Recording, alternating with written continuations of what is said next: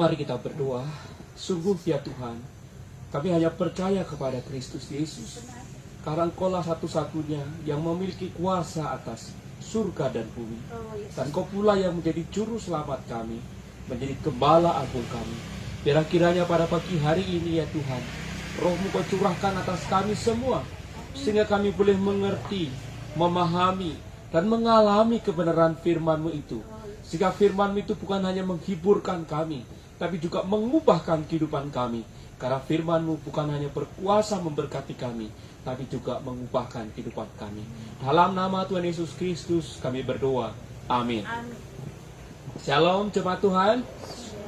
Puji nama Tuhan. Mari kita bersama-sama membaca firman Tuhan di dalam Injil Yohanes pasal yang ke-6.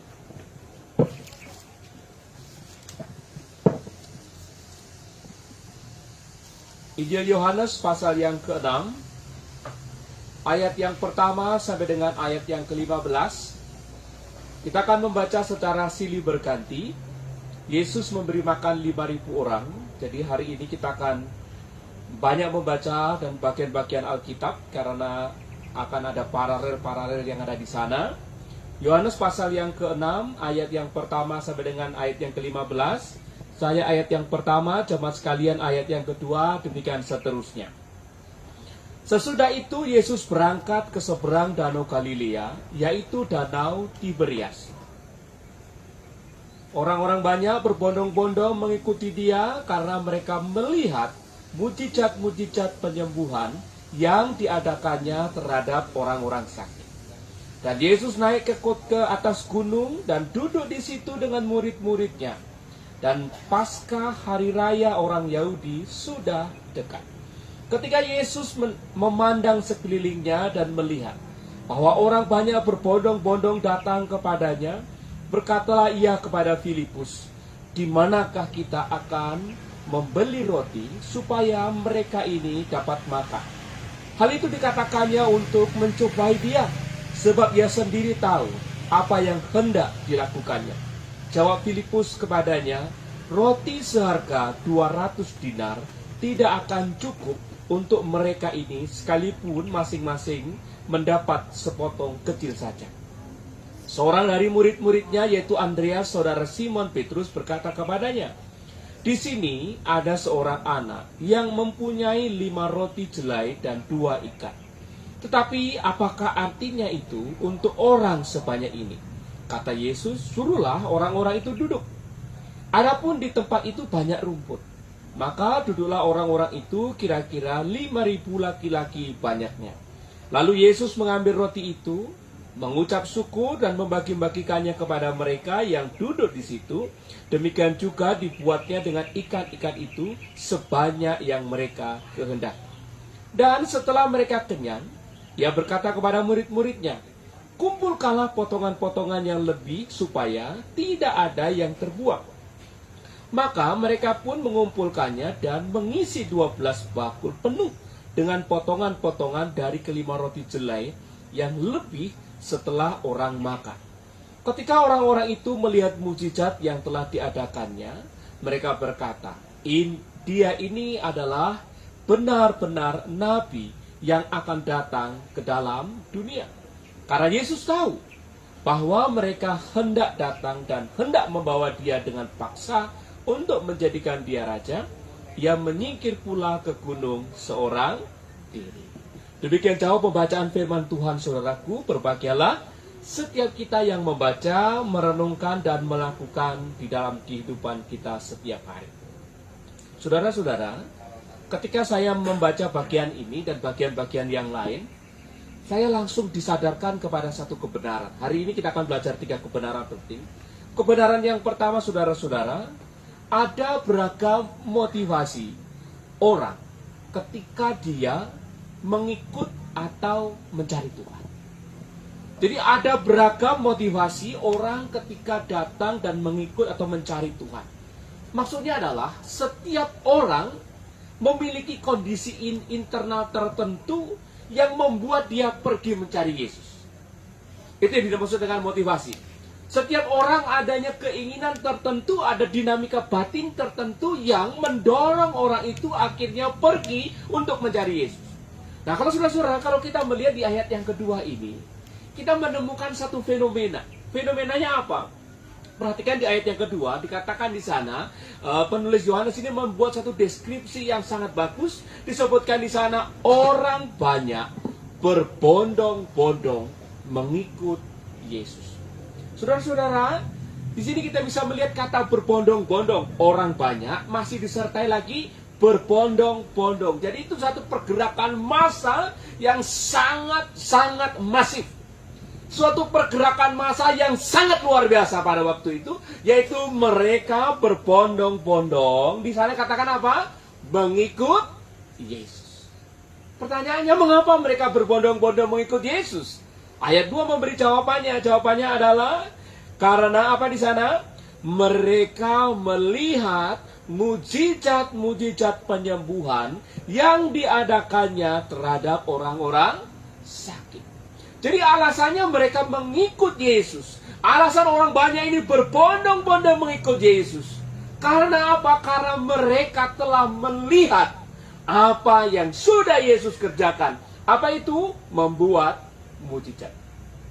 Nah, kata mujizat ini saudara-saudara, ketika saya mencoba memahami lebih detail lagi, kata mujizat ini, kata melihat mujizat di sini saudara-saudara, karena mereka ini telah melihat tanda-tanda yang mencirikan, yang kalau semakin diamat-amati, tanda-tanda ini mengarah kepada satu janji Tuhan, yaitu Mesias yang akan diutus itu kayaknya orang ini.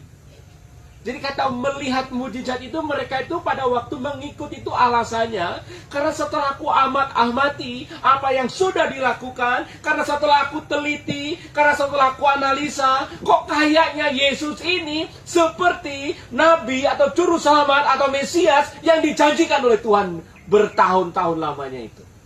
Nah, karena yang dilihat itu, saudara-saudara, mengalami kecocokan. Karena yang dilihat itu mengalami kecocokan dengan apa yang mereka analisa, mereka yang pikirkan, lalu mereka berbondong-bondong mengikut Yesus. Pertanyaannya, apakah mereka hanya karena melihat mujizat itu? Ternyata tidak, saudara-saudara. Ternyata tidak. Karena ternyata apa yang dideskripsikan di ayat yang kedua itu hanya fenomenanya yang sesungguhnya terjadi. Apa yang menjadi motivasi internal mereka, apa yang menjadi penggerak terdalam mereka berbondong-bondong mengikut Yesus, bukan hanya karena pengen dan sudah melihat mujizat, tapi ada di ayat yang ke-14 dan 15. Mari kita perhatikan ayat 14 dan 15. Ketika orang-orang itu melihat mujizat yang telah diadakannya, mereka berkata apa? Dia ini adalah benar-benar nabi yang akan datang ke dalam dunia. Wow, boleh cocok nih. Oh, benar dengan apa yang dilakukan ini benar yang diutus oleh Tuhan itu. Tetapi ayat yang ke-15, deskripsinya lebih detail lagi. Karena Yesus tahu bahwa mereka hendak apa? Datang dan hendak membawa dia dengan paksa untuk jadikan apa? Menjadikan dia raja. Nah, saudara-saudara, ternyata mari kita simpulkan dalam ayat ini, apa yang memotivasi mereka untuk datang kepada Tuhan? Bukan semata-mata karena dia melihat mujizat, atau mungkin bukan semata-mata karena ingin mengalami mujizat. Bukan. Mereka berbondong-bondong datang kepada Yesus. Mereka berbondong-bondong mencari Yesus, bukan untuk menyembah Yesus sebagaimana dia seharusnya disembah. Ternyata mereka berbondong-bondong mengikut Yesus karena mereka punya agenda pribadi. Mereka punya kepentingan pribadi dan mau menjadikan Yesus Allah sebagai apa? Pemenuh daripada agenda pribadinya. Saudara-saudara, orang banyak yang berbondong-bondong mengikut Yesus ini bukan untuk menyembah dia, bukan untuk mengagungkan Yesus, bukan untuk meninggikan Yesus, tetapi untuk menjadikan Yesus alat. Alat untuk apa? Memenuhi mimpi mereka. Alat untuk mencapai visi mereka. Alat untuk mencapai tujuan mereka. Yaitu dengan apa? Menarik Yesus yang penuh kuasa itu untuk menjadikan raja mereka atas Israel. Saudara-saudara sekalian yang dikasih Tuhan, Mereka tidak datang untuk memuji dan menyembah Tuhan.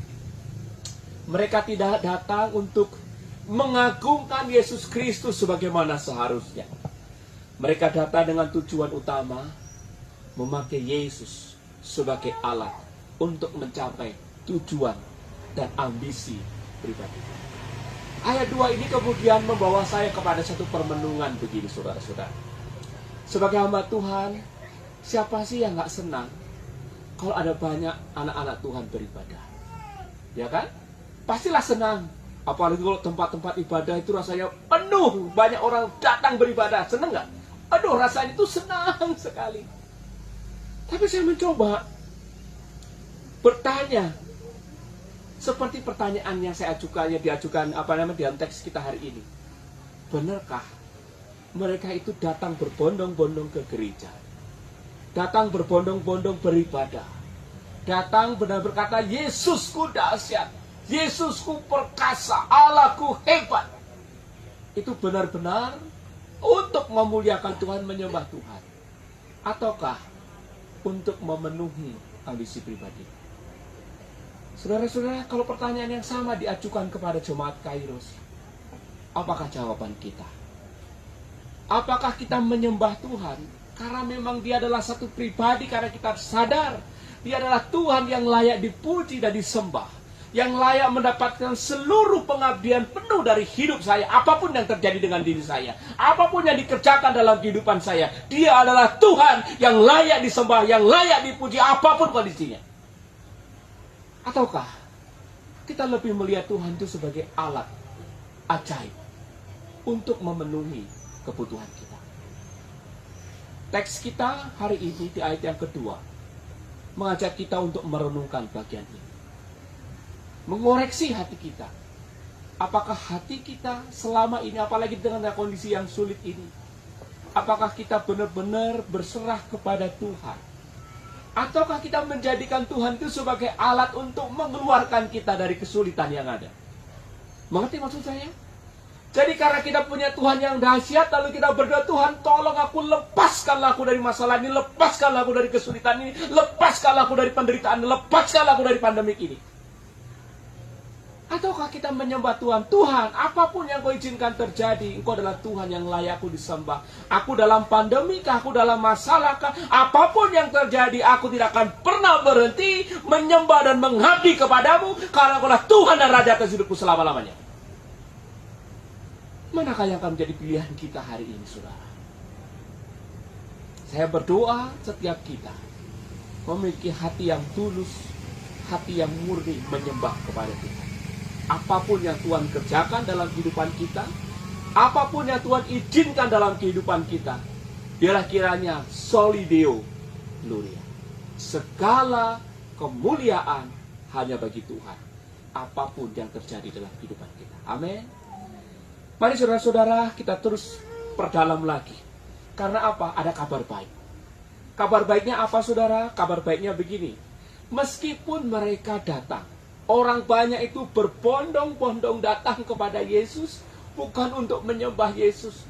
Meskipun mereka datang berbondong-bondong itu bukan untuk mengagungkan Yesus, bukan untuk mendengarkan pengajarannya, bukan untuk diubahkannya, bukan untuk diselamatkannya, tapi mereka datang untuk menjadikan Yesus itu alat memenuhi kebutuhan mereka. Meskipun demikian, kabar baiknya adalah Yesus tetap menerima dengan baik. Yesus tetap memperhatikan mereka dengan baik. Yesus tetap peduli dengan kehidupan mereka. Mari kita perhatikan teks kita di Markus pasal yang ke-6, ayat yang ketiga, 34. Markus pasal yang ke-6 ayat 34, firman Tuhan berkata begini, ketika Yesus mendarat, Ia melihat sejumlah besar orang banyak. Maka di sana apa, saudaraku? Tergeraklah hatinya oleh belas kasihan kepada mereka, karena mereka seperti domba yang tidak mempunyai gembala. Lalu mulailah Ia mengajarkan banyak hal kepada mereka. Apa pelajarannya, saudara-saudara? Ketika mereka datang dengan motivasi yang salah, ketika mereka datang dengan motivasi yang tidak seharusnya, ketika mereka datang dengan kepentingannya sendiri, Perhatikan bagian ini. Yesus tetap menerima mereka dengan penuh belas kasihan dan mengasihi mereka. Amin, saudaraku. Ini satu permenungan yang sangat luar biasa. Walaupun ini orang banyak ini datang, tujuannya lain. Nggak seperti yang seharusnya misalnya. Tapi Yesus dalam ayat 34 ini menyebutkan bahwa Yesus dalam melihat mereka hatinya penuh dengan belas kasihan. Mengapa kok penuh dengan belas kasihan? Karena di sana dikatakan mereka ini seperti domba yang tidak bergembala. Artinya domba yang liar karena nggak tahu bagaimana kondisinya, lemah, kondisinya tidak berdaya, kondisinya begitu menakutkan. Oleh karena itu dilanjutkan di sana, apa yang dilakukan Yesus? Setelah itu Yesus mengajar mereka. Artinya apa? Yesus bukan hanya memberikan mentransfer pengetahuan, tapi kata mengajar di sini juga memiliki arti Yesus itu mengimpartasikan pengetahuan kepada mereka, mengimpartasikan kuasa kepada mereka, sehingga mereka yang datang dengan motivasi-motivasi yang lain tadi itu, mereka sekarang mengalami sesuatu yang baru yang ada di dalam kehidupan mereka. Yang kedua, saudara-saudara, di Lukas pasal yang ke-9. Di Lukas pasal yang ke-9 di sana kita bisa melihat bahwa ayat yang ke-11 saya akan bacakan untuk kita semua. Di ayat ke-11, Lukas pasal 9 ayat ke-11, akan tetapi orang banyak mengetahuinya lalu mengikut dia. Ia menerima mereka dan berkata-kata kepada mereka tentang kerajaan Allah. Jadi apa yang Yesus ajarkan? Tentang kerajaan Allah. Apa yang Yesus transferkan kepada mereka, apa yang Yesus impartasikan kepada mereka tentang kerajaan Allah. Lalu dilanjutkan di sana, dan ia menyembuhkan orang-orang yang memerlukan penyembuhan. Walaupun Yesus tahu tujuan mereka untuk memperalat dia, menjadikan tujuan mereka, tapi Yesus tetap menunjukkan kasih dan kemurahan hati kepada mereka. Yesus di ayat yang ayat 11 ini, Lukas 9, Yesus menyembuhkan mereka yang memerlukan penyembuhan. Dengan kata lain, yang butuh terapi cepat, Yesus tolong. Yang butuh terapi tepat, Yesus tolong. Ingat, ini mukjizat yang ngerjakan siapa? Yesus. Lalu di bagian selanjutnya dalam Matius pasal yang keempat. Mari kita sekarang kita ke Matius pasal yang keempat. Di sinilah masalahnya. Matius pasal yang keempat ayat yang ke-15.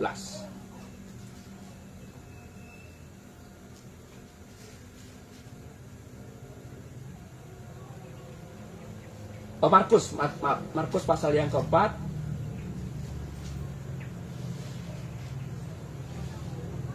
Ya, di sana disebutkan bahwa karena hari sudah mulai malam, lalu apa? Apa yang dilakukan? Yesus menyuruh para murid itu memberi mereka makan. Nah, ini penting saudara-saudara. Ini yang jadi masalah. Ya, saudara-saudara, mengapa kok jadi masalah? Mari kita perhatikan kondisinya. Kondisinya, mari kita melihat situasi dan kondisinya. Jadi perhatikan tadi, pada waktu dia ada orang sakit, Yesus menyembuhkan mereka, lalu setelah disembuhkan banyak orang itu, lalu Yesus menunjukkan belas kasihannya dengan apa? Dengan memberi mereka makan. Nah, di teks kita hari ini saudara-saudara, di dalam misalnya Matius 14, mari kita lihat Matius 14. Matius pasal 14. Perhatikan kondisi peralihannya. Menjelang malam. Murid-muridnya datang kepadanya dan berkata, tempat ini sunyi dan hari sudah mulai malam. Suruhlah orang banyak itu pergi supaya mereka datang membeli makanan di desa-desa. Tetapi Yesus berkata kepada mereka, tidak perlu mereka pergi. Lalu apa? Kamu harus memberi mereka makan. Jadi saudara, coba kita bayangin. Orang banyak berbondong-bondong mengikut Yesus. Tujuannya bukan untuk menyembah Yesus. Ingat ya tadi ya di ayat 14-15. Di sana tujuannya untuk menarik Yesus itu supaya Yesus itu dijadikan raja seperti mimpi mereka. Jadi tujuan mereka datang untuk memperalat Yesus. Meskipun demikian, Yesus tetap menunjukkan belas kasihan kepada mereka. Yesus mengajar, Yesus menyembuhkan, Yesus memberi makan. Pelajaran yang kedua, saudara-saudara, yang perlu kita pelajari dari bagian ini adalah, bisa jadi orang yang serupa itu Tuhan hadirkan di tengah-tengah jemaat. Amin. Orang-orang datang bersama-sama dengan kita, bersekutu bersama-sama dengan kita, bukan untuk mencari Tuhan, tapi untuk memenuhi ambisi, problem, agenda pribadi. Betul atau tidak? Betul ya? Bisa jadi Tuhan hadirkan model-model orang yang seperti dalam teks firman Tuhan ini di tengah-tengah jemaat Kairos. Tapi dari Tuhan Yesus kita belajar. Tugas kita bukan untuk menghakimi mereka. Tugas kita bukan untuk menolak mereka. Tugas kita adalah mempertunjukkan cinta kasih Tuhan yang besar itu kepada mereka. Amin. Coba colek kiri kanannya, kasih tahu, tunjukkan kasih Kristus. Amin ya saudaraku ya. Bisa jadi Tuhan hadirkan ke tengah-tengah kita model orang-orang seperti di dalam kisah yang kita baca dalam Yohanes ini. Mereka datang karena punya tujuan-tujuan tertentu, punya maksud-maksud tertentu, punya agenda-agenda tertentu yang ingin dipenuhi melalui kita. Dan firman Tuhan mengajarkan hari ini untuk tidak menghakimi mereka lalu mengatakan, karena kamu nggak memuliakan Tuhan, kamu sana keluar-keluar. Tidak. Firman Tuhan hari ini menunjukkan kepada kita, cintai mereka, kasihi mereka, tunjukkanlah belas kasihan daripada Tuhan. Amin. Haleluya. Semoga Tuhan menolong kita. Kiranya firman Tuhan hari ini mengoreksi dan mengajar kita agar tetap mengasihi, agar tetap berbelas kasihan, agar tetap mengajar dan melakukan firman Tuhan secara nyata, melalui tindakan nyata setiap hari. Amin saudaraku. Siapa yang diberi makan oleh Yesus? Apakah orang yang seturut dengan kehendaknya? Atau orang yang punya motivasi yang tersembunyi tadi? Semua dikasih makan oleh Tuhan Yesus. Inilah panggilan kita ya di jemaat ini. Saudara-saudara, puji Tuhan, haleluya. Terhadap orang banyak itu, Tuhan Yesus mempertunjukkan cinta kasih yang sangat luar biasa. Tapi ada yang menarik. Pada waktu proses pemberian makan 5.000 orang itu, ingat, yang sakit langsung Yesus sembuhkan. Yang ngajar langsung Yesus. Tapi ketika membuat mujizat, Yesus menyertakan para murid terlibat dalam mujizat itu. Mari kita perhatikan ya, situasi dan kondisinya masih di ayat di Matius pasal yang keempat. Situasi dan kondisi yang digambarkan oleh teks Alkitab kita. Disebutkan di ayat yang ke-15, menjelang malam. Jadi mereka murid itu kepadanya, tempat ini sunyi dan hari sudah mulai malam. Jadi ingat ya, pada waktu Tuhan Yesus berkata, engkau harus memberi mereka makan. Setting peristiwanya adalah yang pertama, tempat ini kondisinya sepi dan sudah mulai malam. Matius pasal 14 ayat yang ke-15. Sepi dan sudah mulai malam. Lalu di ayat yang ke-16, mereka dapat tugas, mereka harus memberi mereka makan sebanyak itu. Lalu disebutkan Lukas pasal 9 ayat 14, berapa jumlah orang yang harus dikasih makan minimal? 5.000 orang. Kalau masing-masing bawa satu pasangan, jadi 10.000 orang. Kalau masing-masing bawa satu anak, jadi berapa? 15.000 orang. Banyak nggak kira-kira? Jadi sudah sepi, sudah mulai malam, terus harus memberi makan orang yang ribuan tadi itu. Uang yang ada pada mereka berapa? Mari kita lihat Markus. Kita lihat Markus pasal yang ke-6 ayat yang ke-37. Tetapi jawabnya, kamu harus memberi mereka makan. Kata mereka kepadanya, jadi haruskah kami membeli roti seharga 200 dinar untuk memberi mereka makan? Artinya apa? Uang kita ini yang ada sama kita ini setara dengan 200 dinar itu kalau sekarang itu sekitar 10 juta. Dan kalaupun itu ada, ingat ya kondisinya sepi di atas bukit mulai malam. Terus kalaupun beli ke bawah, ingat ya ke kota dulu membeli makan ke desa-desa. naik lagi. Apakah ada toko yang buka yang menyediakan makanan sebanyak itu? Jadi saudara-saudara, pada waktu murid ini mendapatkan perintah, engkau harus memberi mereka makan itu saya percaya itu mereka mengalami dilema batin yang sangat luar biasa. Mereka mengalami gejolak batin yang luar biasa. Karena langsung mereka terbayang, gak mungkin saya atau kita bisa mengerjakan penugasan daripada Tuhan ini. Gak mungkin kita ini bisa mengerjakan apa yang Tuhan firmankan. Karena itu sangat impossible. Dari setting, waktu, dan apa yang mereka punya. Lalu mari kita perhatikan lagi kepada Matius pasal yang ke-14 tadi. Persediaan apa yang mereka ada, sudah ada, yang ada di tangan mereka. Di dalam Matius maupun di dalam Lukas atau di dalam Yohanes disebutkan, mereka yang dimiliki apa? 5 roti, 2 ikan. 5 roti, 2 ikan. Pertanyaannya, 5 roti, 2 ikan itu milik mereka sendiri atau milik orang lain? Ternyata di dalam Yohanes pasal 6 tadi itu disebutkan, 5 roti 2 ikan pun setelah diteliti itu bukan miliknya para murid. Miliknya siapa? Anak kecil. Coba bayangin saudara-saudara, coba bayangin sudah dapat tugas, mereka hanya bawa uang tunai tadi itu yang 20 dinar tadi itu. Kalau ditanya apa yang ada padamu, ya cuman uang. Atau kalau yang butuh cepat, ini ada anak kecil yang punya 5 roti 2 ikan. Paham di sini? Suruh mengasih makan berapa orang tadi? Ribuan. Lalu apa tindakan Yesus? Bawalah itu kemari. Roti itu, 5 roti 2 ikan tadi itu disuruh membawa kepada Yesus. Perhatikan saudara, di situ keluhan murid ada nggak? Kalaupun ada dipotong kecil-kecil pun, nggak mungkin bisa apa? Cukup.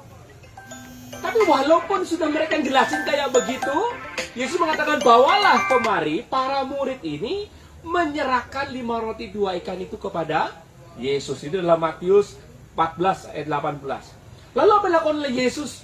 Diperhatikan di Matius 14 19. Di sana Yesus itu kemudian mengambil roti itu, menengadah ke langit, mengucap berkat, memecah-mecahkannya, lalu membagi-bagikannya kepada murid. Sekarang saudara-saudara, meskipun roti dan ikannya tetap sama, namun memiliki kualitas berbeda. Sebab apa? Sebab ada berkat dan kuasa Tuhan yang menyertai. Perhatikan ya, tadi 5 roti diserahkan kepada Yesus. Yesus mengambil, mengadah ke langit, mengucap berkat, lalu memecah-mecahkannya. Perhatikan, mereka langsung menyaksikan mujizat daripada Tuhan itu. Lalu apa? Yesus menyuruh mereka akan memerintahkan agar duduk lalu membagi-bagikannya. Coba perhatikan. Setelah itu mereka disuruh duduk, para murid itu menyuruh orang lain duduk lalu membagi-bagikannya. Mereka menyaksikan bagaimana roti itu tidak habis-habis sampai semua orang makan dengan kenyang. Saudara-saudara, dengan membaca teks kita hari ini, kita langsung tahu hasil akhirnya. Berapa orang yang dikenyangkan? 5.000 orang laki-laki dikenyangkan. Sisanya berapa? 12 keranjang. Perhatikan ini analogi teks firman Tuhan sangat luar biasa. Mereka punya 5 ketul roti. 5 ketul itu 5 tangkupan roti. Diserahkan kepada Yesus, diberkati, diubah. 5.000 orang bisa kenyang, 5.000 orang laki-laki kenyang. Sisanya 12 keranjang. Itu artinya lebih besar daripada 5 ketul roti. Saudara-saudara, saya belajar dari bagian ini saudara, mereka bukan hanya dibuat bingung oleh karena situasi dan kondisi yang saat itu. Tapi apa yang terjadi? Mereka juga dibuat bingung bagaimana kok bisa makanan itu jadi luar biasa. Tapi saudara, pelajaran sangat penting adalah ketika para murid itu taat kepada firman Tuhan, meskipun dirasa sangat mustahil untuk dilakukan, meskipun dirasa impossible untuk bisa mencukupkan makan dengan kondisi situasi yang mereka punya saat itu, tapi karena mereka taat melakukannya, mereka bukan hanya melihat mujizat, tapi mereka juga mengalami mujizat Tuhan. Apa? Kalau saya melihat itu mereka mengalami mujizat berganda. Bergandanya di mana? Yang pertama, ketaatan itu membuat para murid itu bisa memberi makan 5.000 orang tadi itu seperti yang diperintahkan oleh Tuhan. Ingat di dalam Matius pasal 14 tadi itu, karena waktunya sudah sore, waktunya untuk makan, para murid mengusulkan kepada Yesus, "Guru, suruhlah mereka turun dulu ke desa-desa cari makan." Istilahnya itu gini loh, nanti kalau mereka sudah kenyang, suruh lagi ke sini, tidak apa-apa, diajar lagi gitu loh. Tapi Yesus berkata, tidak, mereka tidak usah pergi, kamu yang harus memberi makan. Ini perintah daripada Tuhan. Nah, ketaatan mereka mengerjakan apa yang Tuhan perintahkan itu membuat mereka menyaksikan dan mengalami mujizat itu. Itu berkat yang pertama. Mereka bisa melakukan firman Tuhan. Tapi berkat yang kedua adalah para murid ini beroleh berkat yang berlimpah. Ingat tadi, yang diserahkan kepada Yesus berapa? 5 roti dan 2 ikan. Tetapi ketaatan yang melakukan firman Tuhan membuat dia membawa sisanya berapa? 12 keranjang. Oh, haleluya, saudara-saudara. Saudara, mari kita refleksikan di dalam permenungan kita. Situasi dan kondisi yang serba terbatas sekarang ini sesungguhnya menjadi panggung yang indah bagi Tuhan untuk menyatakan mukjizat dan kuasanya, asal kita mau taat pada firman. Amin. Bagian yang ketiga ini mengajarkan kepada kita situasi dan kondisi sulit yang kita hadapi, situasi kondisi terbatas yang kita hadapi, situasi kondisi yang terasa menyesakkan yang kita hadapi, situasi dan kondisi yang rasanya tidak mungkin bisa kita lewati, itu justru menjadi tempat yang indah bagi Tuhan untuk menyatakan kuasa dan mukjizat. Oleh karena itu, saudara-saudara, pelajaran yang pertama adalah ketika Tuhan berfirman kepada kita, ketika Tuhan memerintahkan kepada kita, Tuhan tahu bahwa kita mampu untuk mengerjakan. Ketika Tuhan berfirman kepada kita, Tuhan percaya dan Tuhan yakin kita bisa mengerjakannya.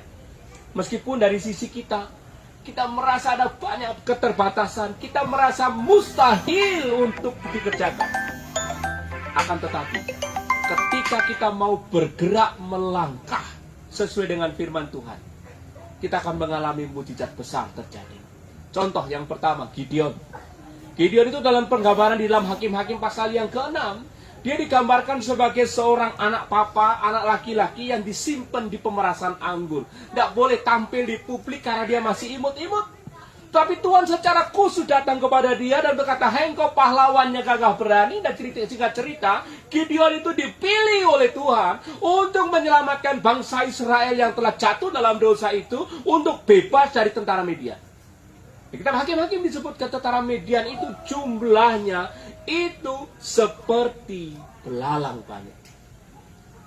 Apa yang terjadi? Gideon mencoba taat kepada Tuhan. Setelah taat dengan apa? Dengan 300 orang pilihan. Gideon bisa menghalau orang-orang Midian itu. Sehingga bangsa Israel beroleh kemenangan daripada Tuhan. Yang kedua contohnya namanya Nehemia. Nehemia dapat visi daripada Tuhan untuk ke Yerusalem, membangun kembali tembok di Yerusalem. Menurut orang-orang pada itu Sanballat dan segala macamnya, tembok Yerusalem itu sudah roboh, bahkan sudah aduh tidak punya apa-apa lagi yang bisa dibanggakan. Tapi Nehemia meresponi dan dalam waktu 52 hari pembangunan tembok itu selesai. Kenapa kok demikian? Karena di dalam Nehemia pasal 2 misalnya, karena tangan murah Tuhan menyertai. Saudara-saudara, inilah yang perlu kita lakukan. Perlu ketaatan segera. Karena apa? Ketika Tuhan berfirman untuk kita lakukan, Tuhan tahu kita sanggup mengerjakan. Amin. Yang kedua, saudara-saudara, saya belajar dari bagian firman Tuhan ini. Jangan berhitung dengan Tuhan. Jangan berkalkulasi dengan Tuhan. Karena cara hitung Tuhan itu berbeda dengan cara hitung kita. Cara kerja Tuhan berbeda dengan cara kerja kita. Saya suka slogannya daripada sepatu Nike. Just do it. Apapun yang Tuhan perintahkan, segera lakukan. Karena apa? Karena ada mukjizat di balik ketaatan itu. Ada mujizat di balik ketaatan. Abraham ketika disuruh mempersembahkan anaknya namanya Ishak, dia bergumul tapi dia terus mengerjakan. Apa yang terjadi? Tuhan menyediakan domba pengganti.